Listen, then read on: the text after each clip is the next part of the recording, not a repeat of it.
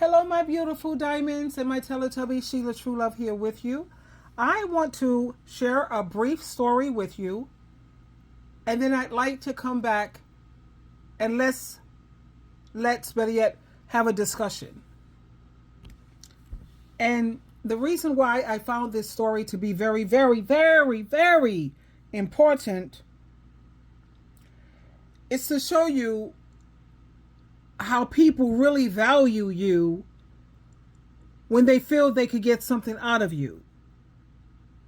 You know, people in this world are really trifling, even family members. Let me share this with you because this was like, you know what? I'm just going to share it with you. Okay, please follow along. There was a mother who called her two sons for a very important conversation. One of them arrived first and asked, "Mom, what happened? Why did you call my job and bother me?" The mother calmly replied, "My son, I have something very important to tell you both." "Then just say it already," he answered. "No, I'll only speak when your brother arrives." The son sighed and said, "Oh, Mom, do you think I have nothing to do but sit here waiting for you?" "He won't take long," assured the mother. "Fine, I'll wait." But he murmured to himself, "That old woman is thinking I'm going to take care of her. I already heard she's not in good health.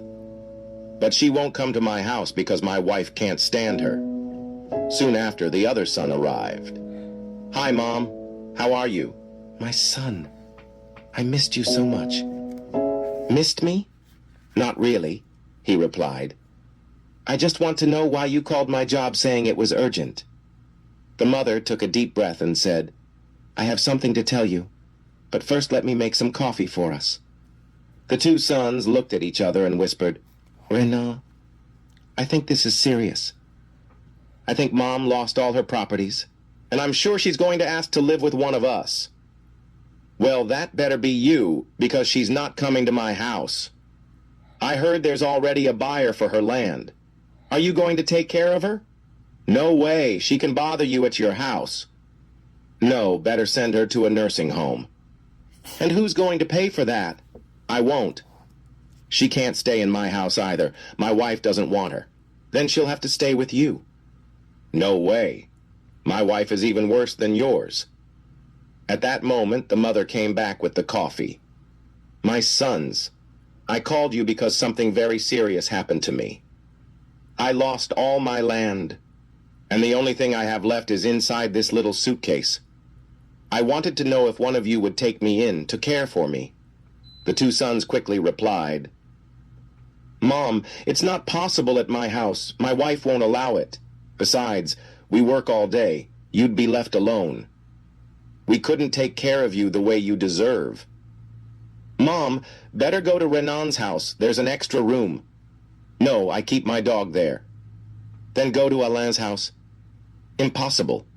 My wife is even more unbearable than Renan's." "Honestly, Mom, there's no place for you. You'd just be a burden. Better rent a small house and work." "You're still young, you can work. Or maybe find yourself a rich old man." The mother looked at them sadly and said, "My sons, can't you see I'm already old? I don't have the strength to work, much less to find a husband. Unfortunately, I have nowhere to go." The two sons just shrugged, but the mother opened the suitcase and said, "Well then, let me show you what I have left. I sold all my properties, and I sold them for $5 million. The sons were shocked. "What? Mom, our lives just changed. How lucky you found a buyer." And suddenly, their attitude changed. "Then come live with me, Mom. I'll take care of you." "No, with me. If my wife doesn't like it, I'll send her away." The mother cut them off firmly. "No, no, no. You yourselves told me there was no place for me. You told me to work, to find a rich old man. What kind of sons are you?" The sons tried to justify. "Mom, wait, we can talk." But she interrupted. "I don't want to hear another word. From now on, I'll take care of my own life. You're young. Go work. Go dig a field. Do whatever you want. The sons insisted again. Aren't you going to share that money with us? The mother stood up and shouted, No! And now get out of my house before I lose my patience. And so the conversation ended. The mother, who had been rejected, now had money to live with dignity, and the sons were left empty-handed. There was a mother who... Now, if anyone knows anything about me, SheilaTruelove, you already know how I feel when it comes to how you're supposed to treat your parents, especially your mother. And the reason why I usually put emphasis on mothers is because mothers are usually the ones who stay. Mothers are usually the ones who do most of the work, the nurturing. Not to take away from fathers, because you have some single fathers who are amazing and who had to raise the kids on their own. But as you saw in this, this is this clip, this very old mother. Her body was tired, her hair was gray, her strength was fading, and she had spent her life raising 2 sons, feeding them, clothing them, praying for them, protecting them. She gave up probably her own dreams so that her boys could have a future. But now that she had nothing, or so they thought, no house, no property, no savings, just that one little small suitcase. And when she called her sons and said that she wanted to meet with them and she had something very serious to tell them, instead of those sons saying, oh my God, my mom needs me, I'm out of here, bye, don't think twice, I gotta go. Instead, they groaned, they moaned, here we go. She probably wants to move in with one of us. We can't deal with that. Our wives won't like it. It's too much trouble. Ciao, bye. I wish my husband or any woman, anybody would say, you don't like my mother? You're gone. I know the Bible says a man will leave his mother and father and stick to his wife or cleave to his wife. But the Bible says if you don't honor your parents, what's going to happen? It don't say nowhere in that Bible, if you don't submit to your husband or if you don't cleave to your wife, you must be unalived. Not that you should be, you must be unalived. But look at how much power and emphasis it speaks when it comes to how you treat your mother, your parents. So like I said, when you have to help your parents, that's an honor. That's a privilege. So still, reluctantly they came, as you saw, and their mother looked at them in their eyes and she said, my sons, I have lost everything. I have nowhere to go. And all I have is the little bit that I have in this suitcase. And what did they do? Was they stepping up and say, what?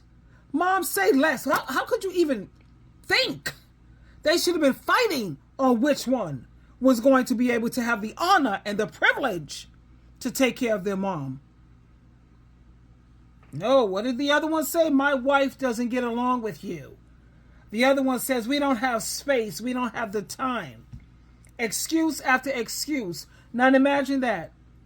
This mother, this woman who sacrificed everything for them, now all of a sudden she was nothing but a burden. The woman who cared for them, 9 months carried them. She stayed up. You already know how it is if you have children, those getting up late, waking up. I breastfed both my children, and that was no walk in the park. She stayed up all night when they were sick. She skipped meals so that they could eat. Now she was an inconvenience. But then all of a sudden, you notice how when the mother opened that suitcase and they found $5 million, oh yeah, suddenly everything changed. Mother, you can stay with me. I'll make room. I'll even get rid of my wife if I have to. Oh, whatever happened to you must cleave to your wife. The other one said, don't worry. You'll have the best room. I have $5 million. You're going to try to give me a room? Stay as long as you want. But do you see the shame? When they thought she had nothing, they pushed her away. Like you have some of these adult children, they don't care about their parents. If you don't have money, material things, or if you're not a man, they don't value you at all.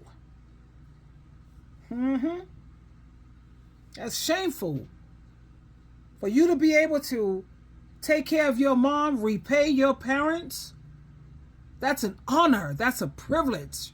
That's something you should say, thank you so much, Father. But instead, they had a rotten attitude. What is Ephesians chapter 20, verse 12? You must honor and respect your father and your mother. Do this so that you will have a full life.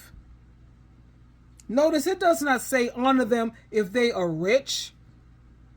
It does not say respect them if your spouse approves. What? Oh, child, please. When I was married, I always put my mother before my husband. Yeah, I did. Why? I know where my loyalties lie. Loyalty and integrity is everything to me. Who was here first? Look at the divorce and the separation rate. He may be your spouse today, or she may be your spouse today, but will she be your spouse next year? I mean, I just have basic common sense. That could be your husband today or your wife, but maybe not tomorrow. Your mother's always going to be your mother. And when the chips are down, no one's going to love you unconditionally like your mom.